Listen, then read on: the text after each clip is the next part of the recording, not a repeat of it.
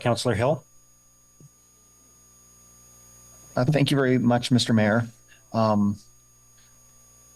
I think much like the sprung shelter discussion, a lot of our comments today are actually falling askew to the core issue here, and that's one of building process.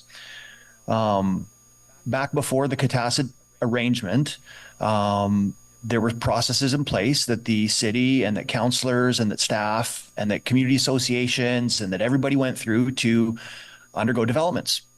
There was a recognition about 2-3 years ago that we have a housing shortage, market rate housing supply, affordable housing supply.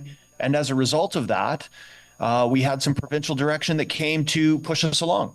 We had Bill 23, we had Bill 109, and both of these talked about cutting red tape. It talked about reducing municipal processes in order to get more houses built, which we need desperately. We've seen what inflation has done to our housing prices. We've seen what they've done to our rent. Over the last 3-4 years, rent's doubled. We're, $2,500 a month for your average family to be able to afford their rent, which is in many cases not affordable. That's going to continue if we don't take our housing policies seriously. A component of that is looking at the spirit of these policies by adding process, by adding the ability for councillor engagements with developers that go beyond what we currently do. That will add time to our development application processes, of which we've already been trying everything we can to curtail and to reduce in order to get more housing structures built. There's no way that adding an opportunity for negotiation doesn't come with multiple parties looking at their self-interests in order to either delay, defer process to get what they want out of it, to get the best deal.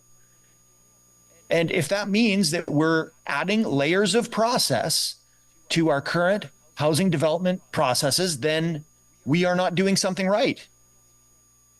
Prior to the Catassa issue, we were working on track to do normal city processes. That was an aberration.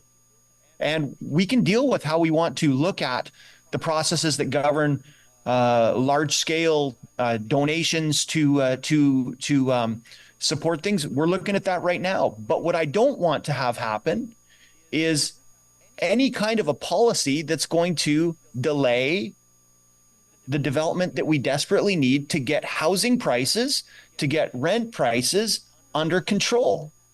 We're about to see a reduction in interest rates, probably over the next 2-3 years by several points, and that will cause the pent-up demand in the market to unleash itself upon our community.